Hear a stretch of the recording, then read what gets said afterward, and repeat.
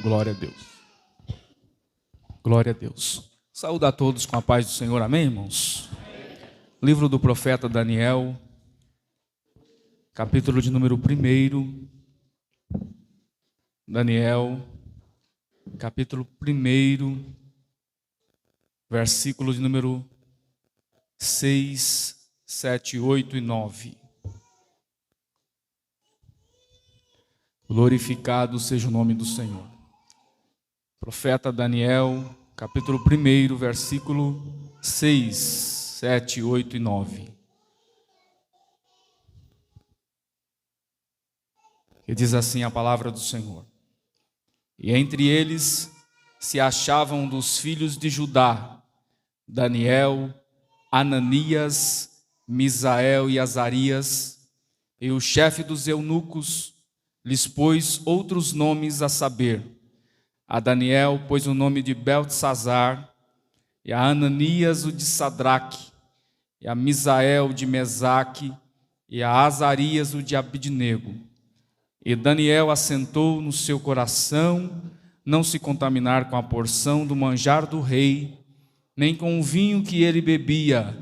Portanto, pediu ao chefe dos eunucos que lhes concedesse não se contaminar. Ora, Deus deu a Daniel graça e misericórdia diante do chefe dos eunucos. Amém. Podeis tomar assento em nome de Jesus, irmãos? É um prazer estar aqui mais uma vez nesta congregação, aonde eu nasci. Estou muito feliz por esta oportunidade. Agradeço ao líder de jovens desta igreja, cooperador, irmão Júnior, que Deus os abençoe em Cristo Jesus, ao pastor Saulo, por conceder também esta grande oportunidade de estar aqui, Faz bastante tempo que não venho nesta congregação, nesta igreja. Sempre quero estar aqui, mas devido a alguns compromissos a gente não consegue. Mas hoje o Senhor nos concedeu esta grande oportunidade. O prazer também de estar revendo aqui alguns irmãos, parentes, porque mais da metade desta igreja é parente, São família, nós estamos aqui em família.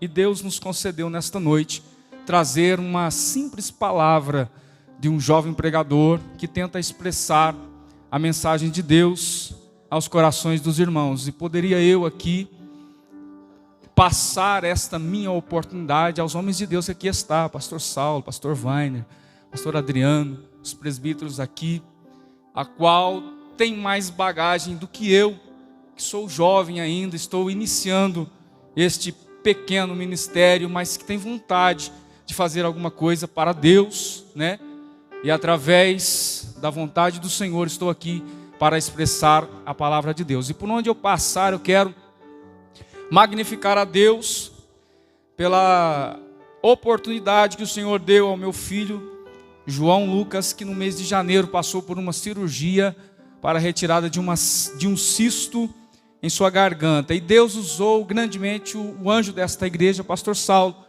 me cedendo a sua casa na cidade de Alfenas, aonde pude estar ali alguns dias em estadia, pelo fato do meu filho estar internado no hospital. Então ele foi um canal de bênçãos na minha vida, e por onde passar estarei contando esse testemunho, o qual meu filho recebeu a vitória da parte de Deus. A cirurgia seria muito cara, e o Senhor abriu as portas, concedeu vitória, e uma das bênçãos foi o conceito, o desejo do pastor Saulo de estar me ajudando com a sua moradia na cidade de Alfenas. Por isso sou grato a Deus pela sua vida, pastor. Também o nosso irmão pastor Adriano, pastor Weiner, que foi um dos homens de Deus que investiu no meu ministério, irmãos. Quero dizer aqui para os irmãos que o pastor Weiner foi uma pessoa de Deus na minha vida.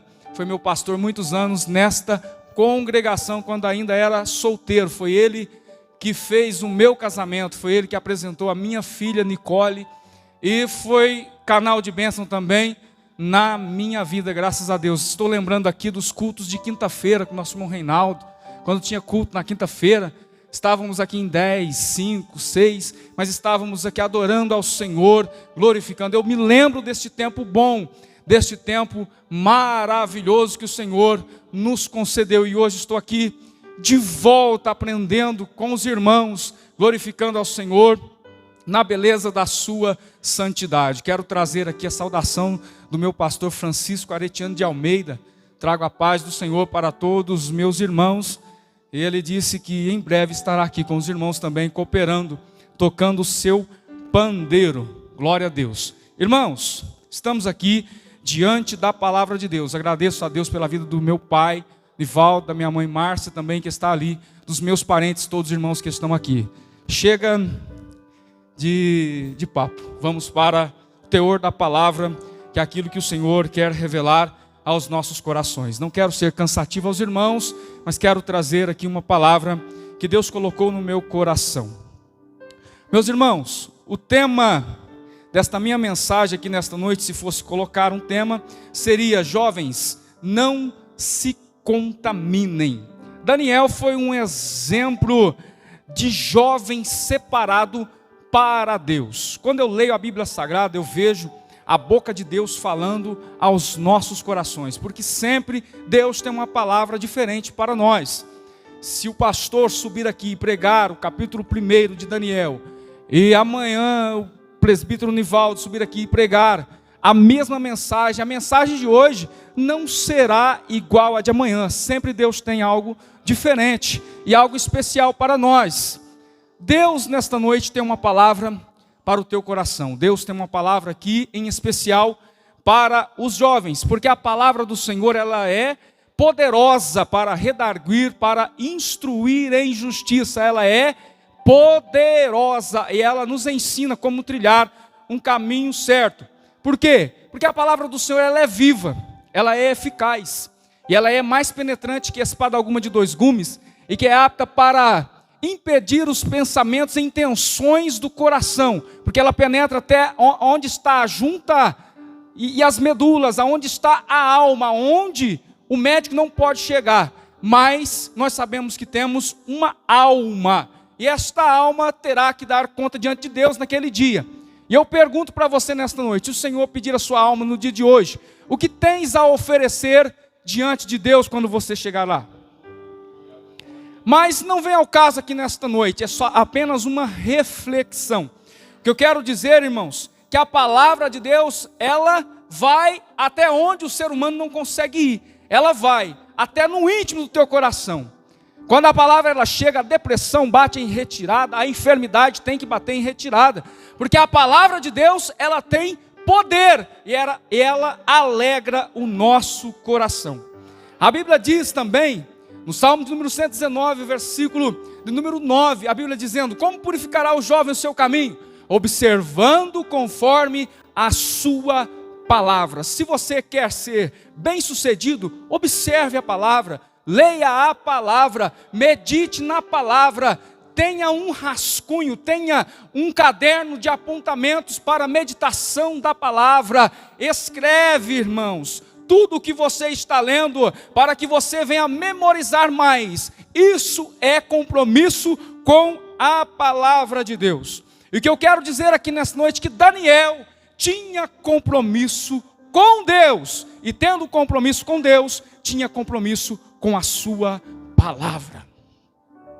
A palavra do Senhor, ela é lâmpada para os nossos pés e luz para o nosso caminho. Ninguém consegue trilhar um caminho perfeito se não for iluminado pela palavra. Precisa estar arraigado, precisa estar embasado, precisa estar estruturado, precisa estar alicerçado na palavra, porque a palavra de Deus é como um martelo que esmiuça a penha.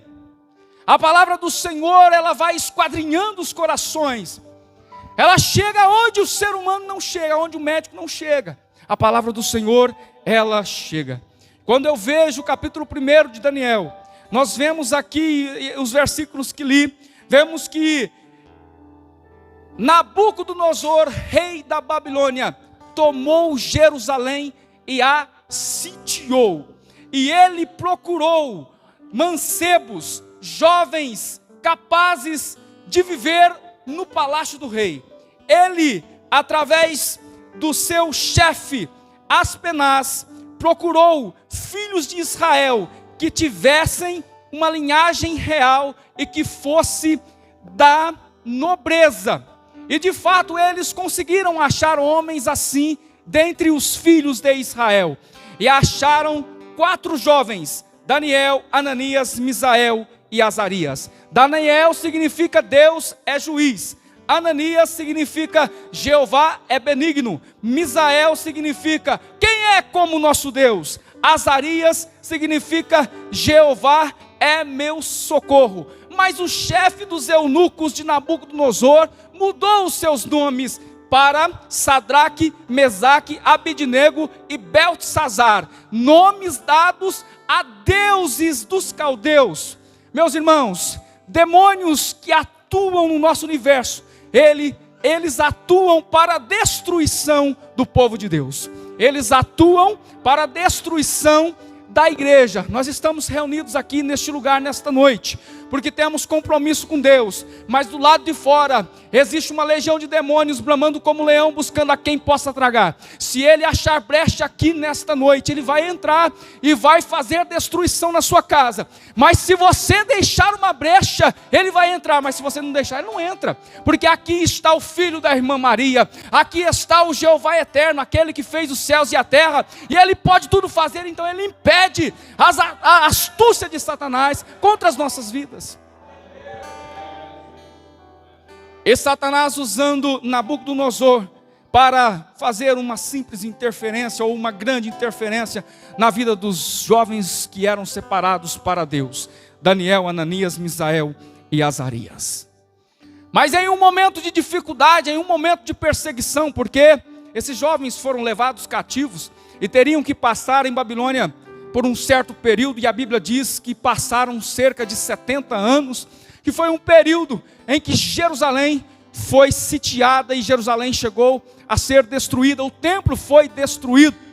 E eu quero dizer aos irmãos que Daniel, neste momento de tribulação, assentou, propôs no seu coração não se contaminar com a porção do manjar do rei, nem com o vinho que ele bebia. Ele pediu ao chefe dos eunucos que lhes concedesse não se contaminar. O mundo oferece muitos pratos, o mundo oferece coisas aos jovens, a todos nós que aqui estamos, que em primeira instância parece até saboroso, até gostoso, algo que afeta a nossa alma e diz: a alegria está lá fora. O diabo, ele tem tempo suficiente para tramar contra a sua vida. Ele vem calçado de sapatinho de algodão. Você pensa que o diabo tem pressa para te destruir? Não. Ele planeja primeiro. Ele tem os seus projetos, ele tem os seus planos. Ele tem os seus arquitetos. E eles planejam te destruir, mas não de forma rápida. É devagarzinho. E foi assim que Satanás usou Nabucodonosor e os seus compatriotas para tentar destruir a nação de Israel. Porque de fato ali tinha homens de deuses, homens capazes, que possivelmente mais para frente não estaria de joelhos dobrados diante dos deuses caldeus ou da Babilônia. Porque Daniel propôs no seu coração não se contaminar, e isso estava referindo-se ao alimento que era dado, ao vinho que era dado, que era dedicado a deuses caldeus, a deuses que tinham na Babilônia, a demônios, por assim dizer.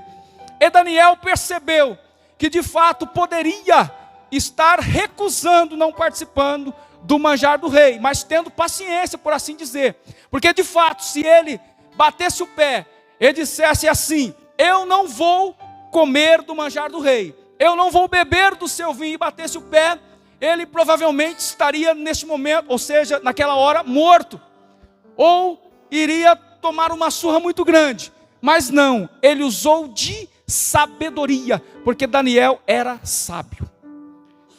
E Sadraque, Mesaque e Abednego também era sábio. Misael, Azarias e Ananias eram meninos sábios, jovens nobres, jovens que temiam a Deus, que mais tarde foram jogados na fornalha de fogo, mas o Senhor os guardou com segurança.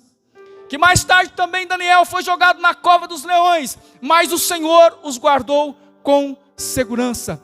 E esses homens temiam a Deus, e quando eles pacientemente pediram ao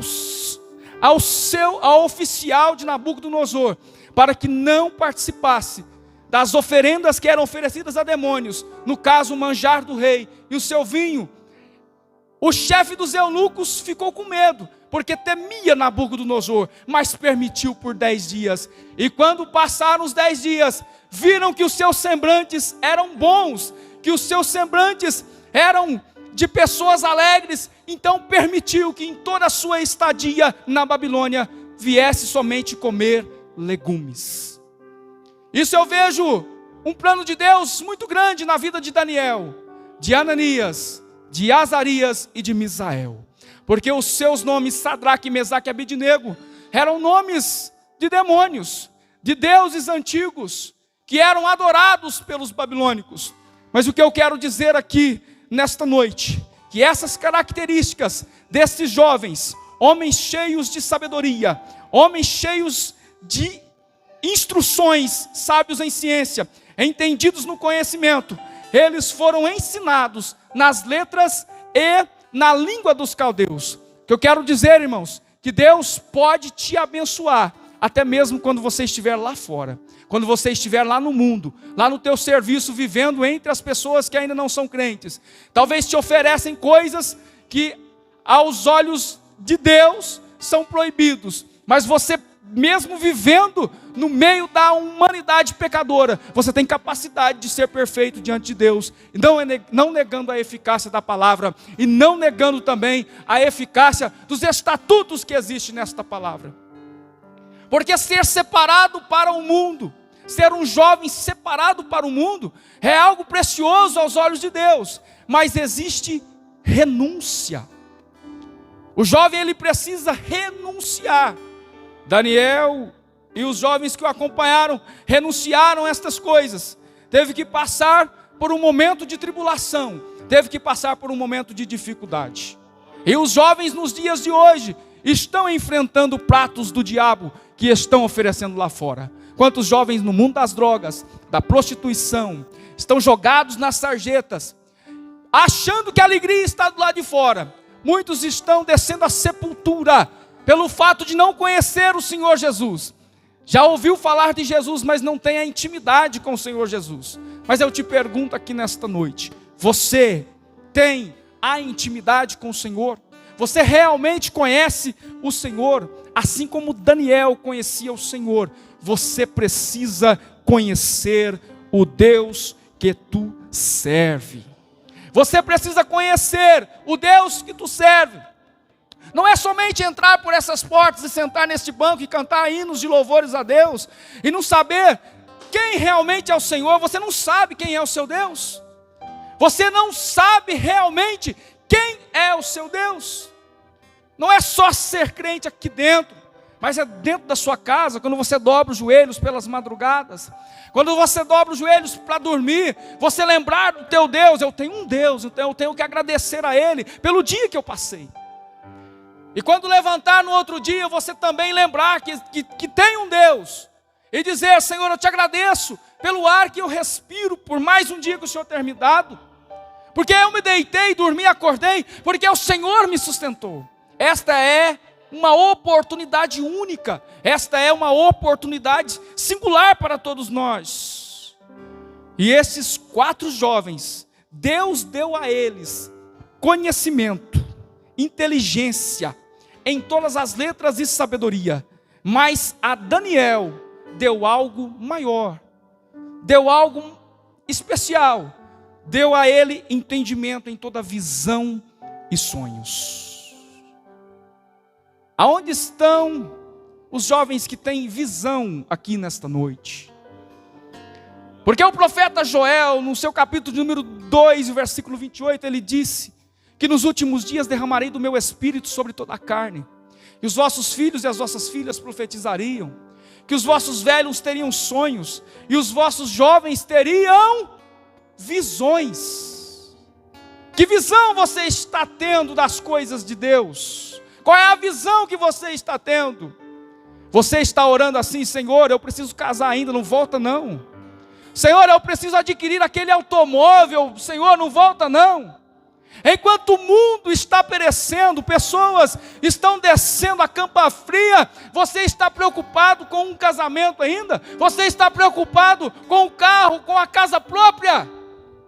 Jesus Cristo está às portas. A Bíblia diz que no abrir e piscar de olhos, Jesus aparecerá nas nuvens do céu com poder e grande glória. E o que você tem preparado diante de Deus? Você ainda tem bagagem? Você ainda tem depósito para se apresentar diante de Deus? O mundo oferece coisas terríveis, que aos nossos olhos parecem bons.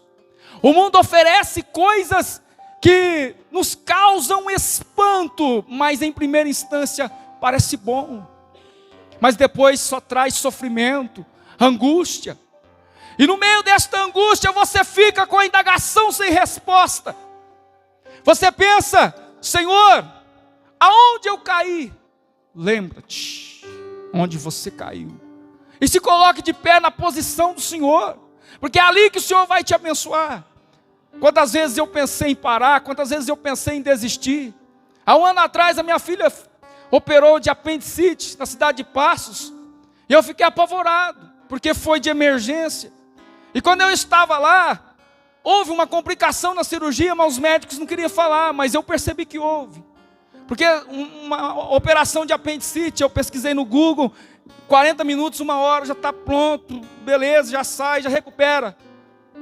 E 5 horas ela na mesa de cirurgia ainda não tinha saída, não tinha resposta. Passava um enfermeiro, eu perguntava, falava para mim: está correndo tudo bem, calma. E eu fiquei apavorado. E eu perguntei para Deus: Senhor, aonde o Senhor está? Eu não vou lá na sua casa, eu não oro, eu não busco, eu não prego, eu não canto louvores ao teu nome. Aonde o Senhor está neste momento? E o Senhor não falava nada. Quer dizer, Ele não fala, porque Ele sabe que a gente tem limite para ir até onde Ele quer que a gente vai. Porque na hora que terminar o nosso limite, Ele entra com providência. Ele entra com providência. Ele sabia que Daniel, que Azarias, que Ananias e que Misael passaria pelo fogo, mas tinha condições de passar por aquela situação. E no último versículo do capítulo de número 1, a Bíblia diz que Daniel esteve até o 1º ano do rei Ciro. Ele permaneceu 70 anos na Babilônia, debaixo de autoridade de Nabucodonosor, mas uma autoridade terrena, porque ele sabia que estava debaixo de autoridade de Deus, que o domínio estava nas mãos de Deus, que tudo era a permissão de Deus. E nós vemos que durante todo o livro de Daniel, nós vemos o Senhor revelando coisas inefáveis a Daniel, coisas extraordinárias, visões, que até mesmo precisam ser cumpridas ainda, profecias, que ainda vão ser cumpridas e relacionadas com o livro de Apocalipse. O fim de todas as coisas virá, e a igreja precisa estar atenta. Eu não vim aqui contar história de carochinha, não, irmãos. Eu fiquei a semana toda preocupado. Na terça-feira, quando o irmão me ligou e me convidando que eu dei a confirmação, depois que eu dei a confirmação, acabou a minha paz. Eu fiquei preocupado. Eu fiquei preocupadíssimo. Que palavra eu vou trazer para os meus irmãos?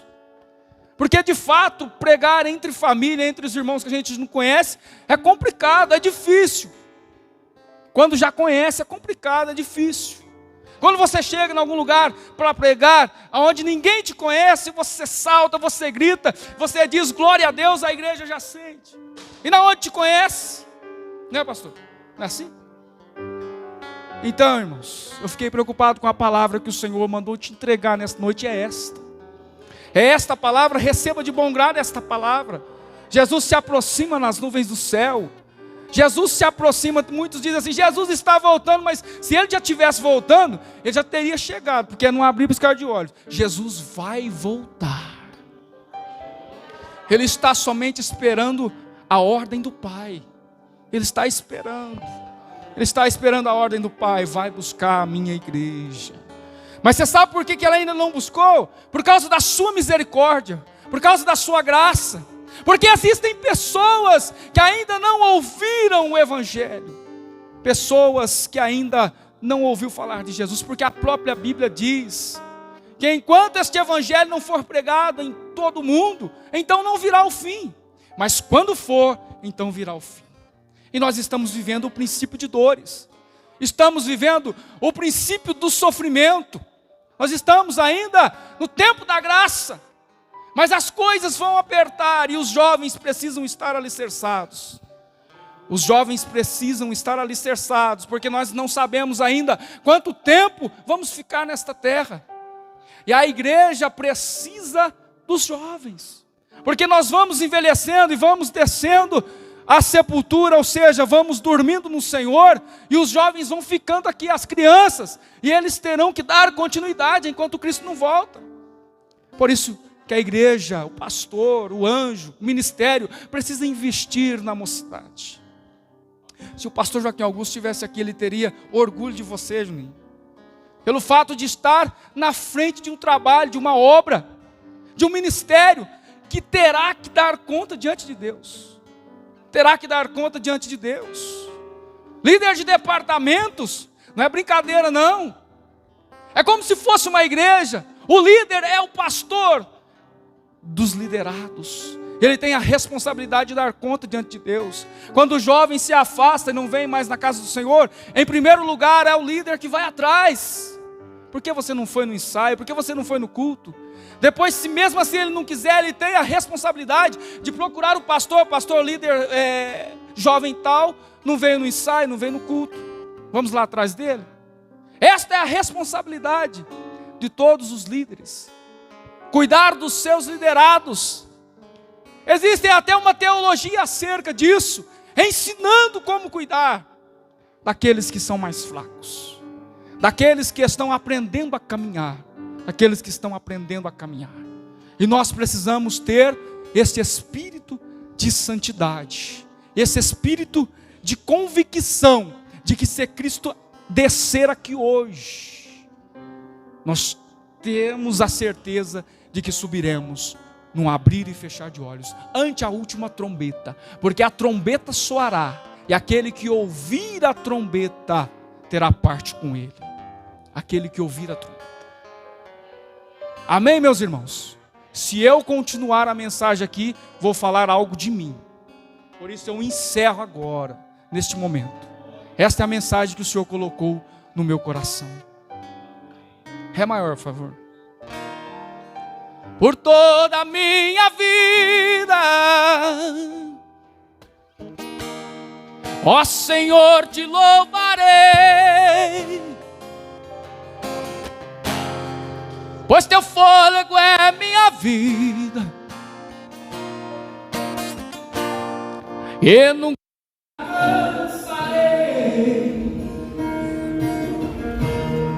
Posso ouvir a tua